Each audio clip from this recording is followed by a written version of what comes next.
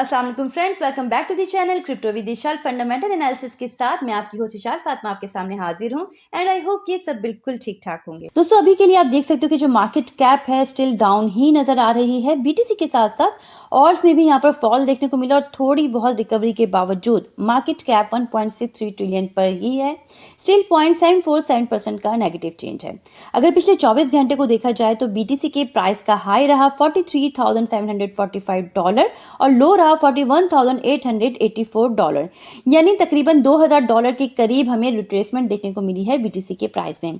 Fundamentally अगर देखा जाए तो कल एफएडी ने इंटरेस्ट रेट में कोई चेंज नहीं किया और स्टिल 5.25 से लेके 5.50% तक ही रखा गया है। न्यूट्रल अपडेट थी, एक्सपेक्टेशंस भी यही थी, बट लास्ट वीडियो में ऑलरेडी मैंने आपको सारा सिनेरियो समझाया था कि डिसीजन के बाद जो पावेल की स्पीच होती है ना, उसे फोकस करना होता है क्योंकि इसका जो इम्पैक्ट है वो भी पड़ता है मार्केट पर। कोई भी नेगेटिव अपडेट, कोई भी नेगेटिव कमेंट जो है वो मार्केट को, तमाम फाइनेंशियल मार्केट्स को ट्रिगर कर सकता है। तो कल काफी सारे लोग यहाँ पर होपफुल थे कि फेडरल रिजर्व शायद मार्च के लिए इंटरेस्ट रेट कट कर देगी। देखिए, कट रेट्स का सीधा इम्पैक्ट होता है तमाम फाइनेंशियल मार्केट्स पर। रेट कट का मतलब इंटरेस्ट रेट में कमी आएगी तो लोन सस्ते होंगे, मार्केट में लिक्विडिटी बढ़ेगी। तो सबसे पहले जितनी भी स्पेकुलेटिव एसेट क्लास होती हैं, चाहे वो स्टॉक्स हों, चाहे वो क्रिप्टोज हों, गोल्ड हो, उन सब में इंक्रीज देखने को मिल पाएगा। तो कल की स्पीच के मुताबिक इन्फ्लेशन रेट जिसे वो 2% के अंदर लाना चाहते हैं वो नहीं आ सका। तो फिलहाल वो इतने कॉन्फिडेंट नहीं हैं कि मार्च में रेट्स को कट कर सकें। तो अब यहाँ पर क्या हुआ कि तमाम फाइनेंशियल मार्केट ने इस अपडेट पर रिएक्ट किया और इसके चलते क्रिप्टो मार्केट में भी हमें रिजेक्शन देखने को मिली। खैर, नेक्स्ट जो यहाँ पर रेट कट की एक्सपेक्टेशंस हैं वो चली गई हैं मई तक। तो यहाँ पर यूं लगता है कि एक तरह से कोइंसिडेंट है कि इस साल में हमें एक तो बीटीसी स्पॉट ईटीएफ का अप्रूवल भी देखने को मिला, नेक्स्ट बीटीसी हाविंग भी है, और उसके बाद अगर मई में कट रेट्स आते हैं तो वो जो है एक बहुत ही बुलिश रहेगा मार्केट के लिए। और यही रीजंस है कि बहुत से एक्सपर्ट्स, चाहे वो स्टैंडर्ड चार्टर्ड बैंक हो, एसेट इन्वेस्टर्स हों या फिर एनालिस्ट हों, वो सब के सब 2024 में बीटीसी के लिए काफ़ी बुलिश हैं। फिलहाल हम देख लेते हैं कि फरवरी का जो मंथ है हिस्टोरिकली कैसा रहा है बीटीसी की प्राइस रिटर्न्स को लेके। सबसे पहले तो इस चार्ट में आप देख सकते हो कि जनवरी मंथ जो है वो पॉजिटिव क्लोज हुआ है, जबकि एक्सपेक्टेशंस थी कि ये जो क्लोजिंग है ये रेड में भी हो सकती है।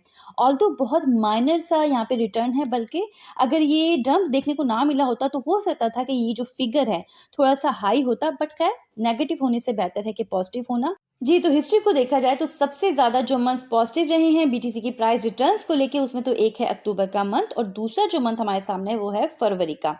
2013 से अगर आप देखो तो सिर्फ 2 बार ही हमें रेड में क्लोजिंग मिली है, अदरवाइज ये पॉजिटिव ही रहा है बीटीसी के प्राइस रिटर्न्स को लेके। सो हिस्ट्री के चलते फिलहाल यही एक्सपेक्टेशंस हैं कि ये मंथ भी हमें पॉजिटिव देखने को मिल सकता है। बाकी हेल्दी रिट्रेसमेंट की अगर बात की जाए तो वो पार्ट ही है ट्रेडिंग का। दोस्तों, दूसरी बड़ी अपडेट आई कल रिपल की ब्लॉकचेन को लेकर कि रिपल की जो ब्लॉकचेन है वो हैक हो गई है, जहां पर 213 मिलियन एक्सआरपी जो है वो हैक हो चुके हैं। उन्हें 8 डिफरेंट एक्सचेंजेस पर सेंड कर दिया गया है और उसके बाद एक्सआरपी के अंदर 5% का डंप भी देखने को मिला। फिलहाल देखा जाए तो एक्सआरपी जो है वो स्टेबल दिखाई दे रहा है। तो इतने बड़े हैक के बाद, इतने बड़े फट के बाद एक्सआरपी होल्डिंग को लेकर क्या करना चाहिए? तो किसी भी स्टेप से पहले आपको सब चीजें जो है वो मालूम होनी चाहिए। लेकिन आगे बढ़ने से पहले हमेशा की तरह आपसे रिक्वेस्ट है, वीडियो पसंद आ जाए तो वीडियो को लाइक एंड चैनल पर नए हैं तो चैनल को सब्सक्राइब करना हरगिज भी मत भूलिएगा। तो हुआ कुछ यूं कि कल यहाँ पर जैक एक्स बीटी ने ट्वीट किया कि एक्सआरपी पर हैकिंग अटैक हुआ है और इसे लेकर अबाउट 213 मिलियन एक्सआरपी चोरी हुए हैं, जिसकी वर्थ बनती है $112.5 मिलियन और इनको अलग अलग एक्सचेंजेस पर इंक्लूडिंग बाइनेंस, ओकेक्स और ट्रैकन जो है सेंड कर दिया गया है। अब देखा जाए तो ब्लॉकचेन का हैक हो जाना कोई छोटी बात तो है नहीं, लेकिन इस पोस्ट के फौरन बाद रिपल के को फाउंडर क्रिस ने रिस्पांस दिया और कहा कि रिपल वॉलेट कॉम्प्रोमाइज नहीं हुआ, बल्कि मेरे खुद के कुछ पर्सनल एक्सआरपी अकाउंट्स तक अनऑथराइज एक्सेस हुई है और जल्दी सब पर काबू पा लिया गया है। एक्सचेंजेस को भी इफेक्टेड एड्रेसेस जो हैं वो फ्रीज करने के लिए नोटिफाई कर दिया गया है। लॉ इन्फोर्समेंट भी जो है ऑलरेडी इन्वॉल्व हो चुकी है। उसके बाद मजीद कहा कि भाई रिपल वॉलेट सिक्योर है और कभी भी कॉम्प्रोमाइज नहीं हुआ। फर्दर इन स्टोलन वॉलेट्स को फ्रीज कर दिया गया है और जल्द ही फंड्स भी रिकवर कर लिए जाएंगे। उसके बाद रिपल की सीईओ की तरफ से भी तसल्ली आ जाती है कि सब कुछ जो था एक इरिस्पॉन्सिबल स्पेकुलेशन थी, रिपल मैनेज वॉलेट जो है वो कॉम्प्रोमाइज नहीं हुए। यहाँ पर जो एक बात समझने की है वो ये है कि जो ब्लॉकचेन टेक्नोलॉजी है ना, इसका एक फ़ायदा ये भी है कि जो हैकर एड्रेसेस हैं उन्हें ट्रेस करना मोस्ट लाइकली पॉसिबल होता है। देखिए फ़िलहाल लॉन्ग टर्म होल्डिंग की जहाँ तक बात है एक्सआरपी को लेके, तो मामला जो है वो स्टेबल ही नज़र आ रहे हैं। सब कुछ सेव एंड साउंड ही महसूस हो रहा है, बट इम्पॉर्टेंट बात ये है कि क्रिप्टो में गारंटेड कुछ भी नहीं होता। इसके लिए कभी भी सिर्फ एक ही कॉइन में इन्वेस्ट करना हरगिज़ भी अक्लमंदी नहीं, बल्कि हमेशा अपने पोर्टफोलियो को डाइवर्सिफाई करें और डिफरेंट स्ट्रॉन्ग फंडामेंटल कॉइन में इन्वेस्ट करें।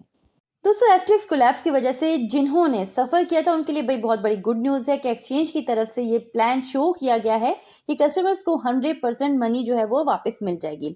अब ये जो है ना, ये बिलियंस ऑफ डॉलर्स बनते हैं। दोस्तों एफटीएक्स के जो लॉयर है उसने जज को ये बताया कि गारंटी नहीं है कि 100% वापस हो जाएगा, बट हमारा मकसद यही है और हमें यकीन है कि जो हमने स्ट्रेटेजी बनाई है उसे लेकर ये मकसद हासिल भी हो जाएगा। अभी की जो अपडेट्स हैं उसके अकॉर्डिंग एफटीएक्स ने तकरीबन 6 से 7 यूएस बिलियन डॉलर इकट्ठे कर लिए हैं। अब ये काम वो एजेंसी कर रही है जिसकी जिम्मेदारी लगाई गई है कि वो कंपनी की लिक्विडेशन प्रोसेस को पूरा करेगी। ये जो पेमेंट होगी वो नवंबर 2022 के अकॉर्डिंग होगी, जब बीटीसी तकरीबन था अबाउट $18,000 पर। मतलब आज के रेट्स के मुताबिक रिटर्न्स नहीं होंगे, बट ये अच्छा है क्योंकि कहीं ना कहीं जो इन्वेस्टर्स थे ना वो उम्मीद ही छोड़ चुके थे कि उन्हें उनकी जो पैसा है वो वापस मिलेगा, और इस तरह का जो रिटर्न है ना वो कहीं न कहीं क्रिप्टो को भी स्ट्रेंथ देगा कि भई सब कुछ ही हवा में नहीं चला जाता, समटाइम्स वापस भी आ जाता है अगर इस तरह का कोई इंसिडेंट हो जाए तो।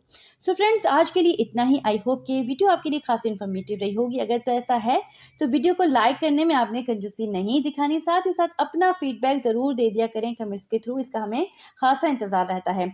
अगर हमारे चैनल पर नए हैं तो चैनल को सब्सक्राइब ज़रूर कर लीजिएगा, बेल आइकन को प्रेस कर लीजिएगा ताकि आने वाली कोई भी इंपॉर्टेंट अपडेट आपसे मिस ना हो पाए। अपना बहुत ख्याल रखिएगा। Take care. अल्लाह हाफ़िज़।